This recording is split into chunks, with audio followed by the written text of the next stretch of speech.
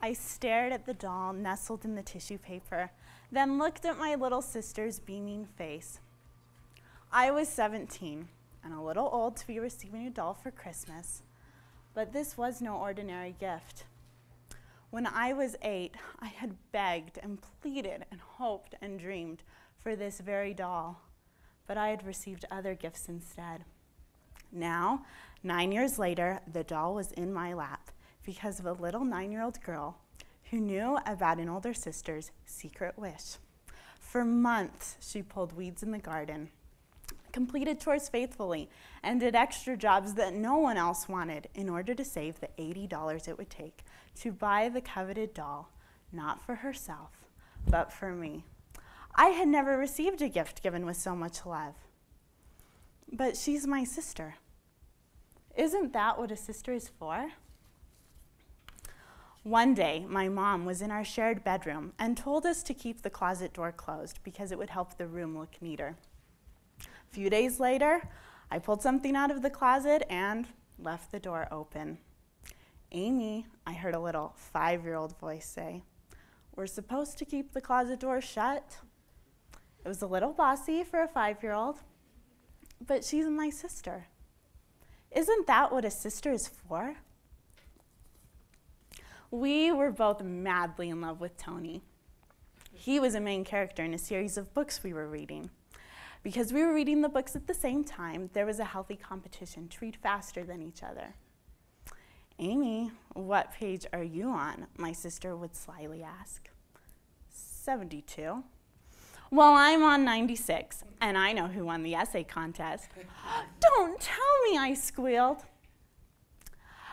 Because we were reading the book at the same time, she sneakily took it when I wasn't looking. But she's my sister. Isn't that what a sister is for? We shared blue metal bunk beds. I had the squeaky bottom bed. My sister had the quiet upper bed. Each night, before we turned out the lights, I would kiss my hand, and she would kiss her hand. She'd lean over, and I'd reach up, and our hands would meet. I don't remember when or why or how it started, but it was our own little ritual. It made me feel happy and safe to know that I had a friend in the bed above me. She's my sister. Isn't that what a sister is for? There are 2 things that my sister likes that I don't: heights and horses. She climbs all over the swing set and up in the trees.